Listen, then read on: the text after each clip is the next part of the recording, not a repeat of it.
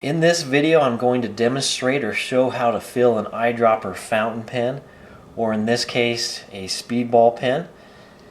The pen which I have chosen is the Stipula Passaporto speedball pen. I've chosen the clear demonstrator version of the pen so you can see the inside and see the ink as I fill it. The first step is to remove the cap from the pen and then to remove the grip section from the barrel of the pen. This barrel is what you're going to fill with ink, and I like to clean the interior of the barrel.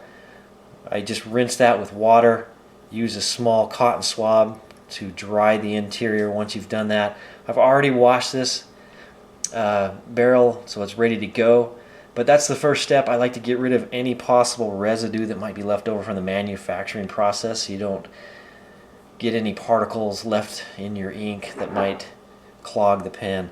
The next step is to take some silicone grease, just take a small dab of that and run it on the threads, around the threads of the pen. Then I like to screw that barrel back onto the grip section and unscrew it 2 or 3 times just to evenly distribute that silicone. That silicone is going to give you a nice tight seal so that you don't have any ink leak through those threads when you're using the pen.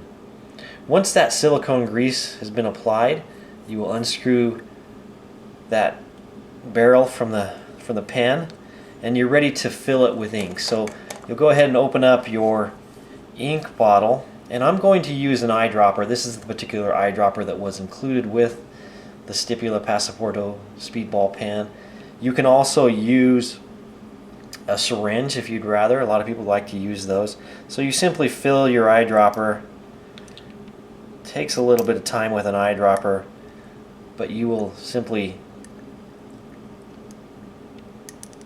fill that barrel of the pen, and that eyedropper takes a little more time than a syringe would, simply because the eyedropper can only handle so much ink at a time. And you fill that barrel or chamber of the pen with ink.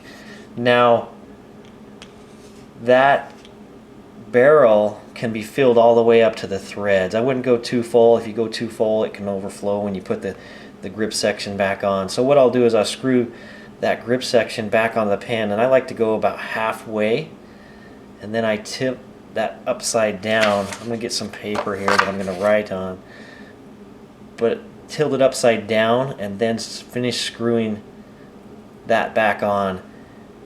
And with a fountain pen, if you do that over the ink, you might get a few drops of ink that comes through the pen. Once you've done that, you can start writing with the pen, and you'll see that the ink starts flowing as it feeds through that, or runs through the feed section and down through the nib or the tip on a rollerball inkball pen.